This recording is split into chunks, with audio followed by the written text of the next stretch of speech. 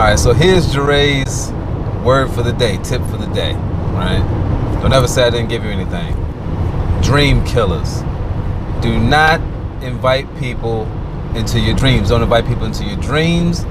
Don't invite them to your visions, your ideas.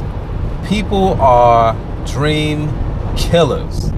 And it's usually the people closest to you, friends, family. A lot of times when you share your dreams or your visions with strangers, they're the ones that support you the most. They're the ones that see your vision, right? I'm gonna give you 2 reasons why you shouldn't share your dreams or your visions or your ideas with people, right?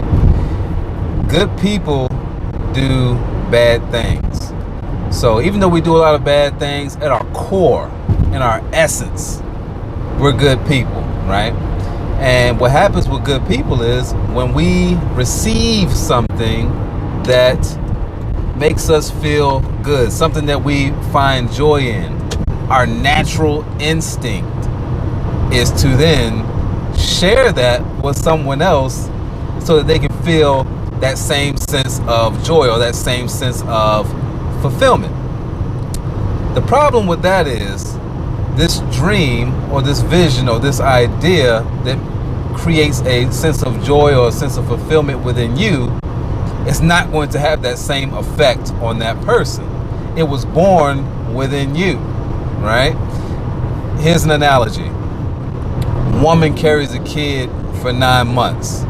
She has this kid, and all she can do, or all she can't stop doing, is posting pictures of this kid on social media, right? Posting pictures and updating us with everything that happens. You know, every day she's like, oh, little Timmy smiled today. And they give you the whole like dialogue, like, me, good morning, Timmy. Timmy smiles, me, heart melts. And to them, like, that's the shit. But for us, it's annoying. Like, we don't want to see your kid every day, and we don't get the same sense of joy or fulfillment out of hearing that, you know, he took the crust off of his bread by himself, right? So that's rule number 1. Don't share with them because they're not going to feel that same sense of joy that you felt. Now, how this is going to kill you is that you've now attached your motivation to carry out this dream or carry out this vision with your desire for their support. And so when you don't receive it, it has really negative effects on you.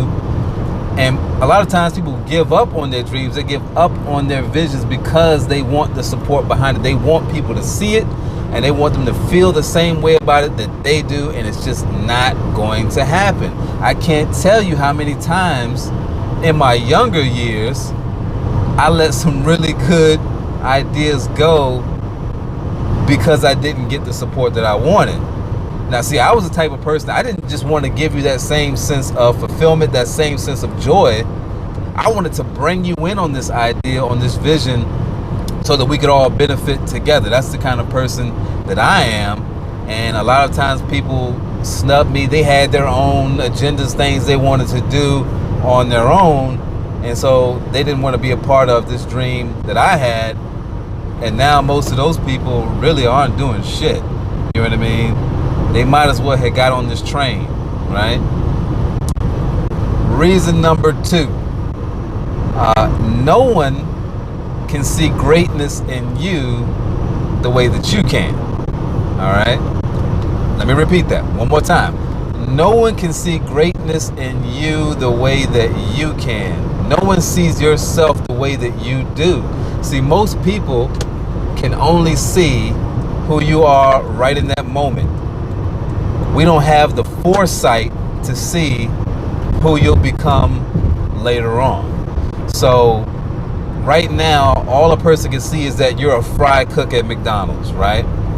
And so when you tell them, hey, I want to start my own clothing line, I want to put my own fashion line together, it's very difficult for them to conceptualize that.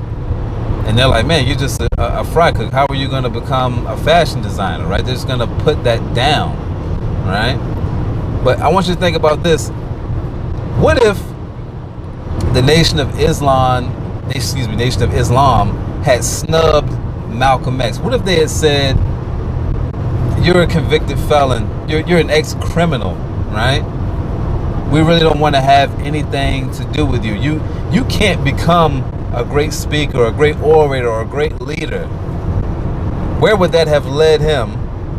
And more importantly, what would the world have missed out on as a result of that, right? Your dream or your vision could be bigger than you. What would the world have missed out on if they didn't have the foresight to see what he could become? If they didn't give him a chance to carry out his dreams and his visions and his ideas? Think about that, right? So that's my tip for you, man. That's my tip for the day.